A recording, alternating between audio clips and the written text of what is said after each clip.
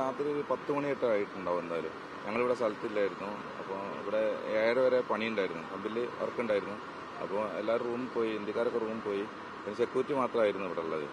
പെട്ടെന്ന് വേക്കുന്ന കൂടി തീ പടരുന്നത് കണ്ടപ്പോൾ സെക്യൂരിറ്റി വിളിച്ച് അപ്പോഴേക്ക് വേഗം എല്ലാവരും വന്ന്. അപ്പോൾ ഫയർ സർവീസ് കറക്റ്റായിട്ട് വന്നു. പക്ഷേ ഫുള്ളായിട്ട് അപ്പോഴേക്ക് പകുതിയോളം നമ്മൾ കത്തി. വണ്ടി ഉണ്ടായിരുന്നു ലോഡിറക്കുന്ന. അപ്പോൾ വണ്ടി കത്തിയപ്പോൾ പിന്നെ പടർന്ന്, തീ പെട്ടെന്ന് പടർന്ന്. പിന്നെ കൊപ്ര എണ്ണയല്ലേ, പെട്ടെന്ന് കത്തിയാൽ പിന്നെ നിൽക്കുമല്ലോ.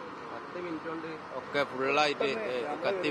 ഞങ്ങളൊരു 10 മിനിറ്റ് കൊണ്ട് ഇവിടെ എത്തുമ്പോഴേക്കും ഈ വണ്ടി കത്തിയതാണ് പാടായത്. അതിൽ ഡീസൽ ഫുള്ള് പടർന്നപ്പോൾ ആ ഡീസലിന് തീ ഭയങ്കര പടർന്നു. അങ്ങനെയാണ് ഞങ്ങൾക്ക് ഇത് ഇത്ര നഷ്ടം വരാൻ കാരണം.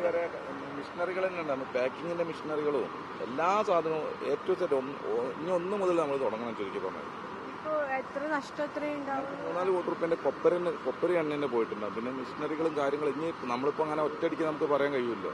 ഒരു കമ്പനി സെറ്റ് ചെയ്ത് വരിക എന്ന് പറഞ്ഞാൽ ഇപ്പോൾ ഒന്നിപ്പോൾ പാതകെട്ട് തുടങ്ങേണ്ടി വരും. അതിന് എത്രയുള്ള അവസ്ഥ. ജീവനക്കാരൊന്നും ഉണ്ടായിരുന്നില്ല.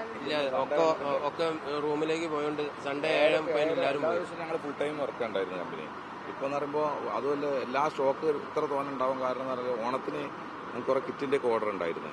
അപ്പോൾ അതുകൊണ്ട് ഫുള്ള് സ്റ്റോക്ക് ആയിട്ട് 10-ാം തീയതിനുള്ളിൽ കിറ്റ് കൊടുക്കാനുള്ളായിരുന്നു.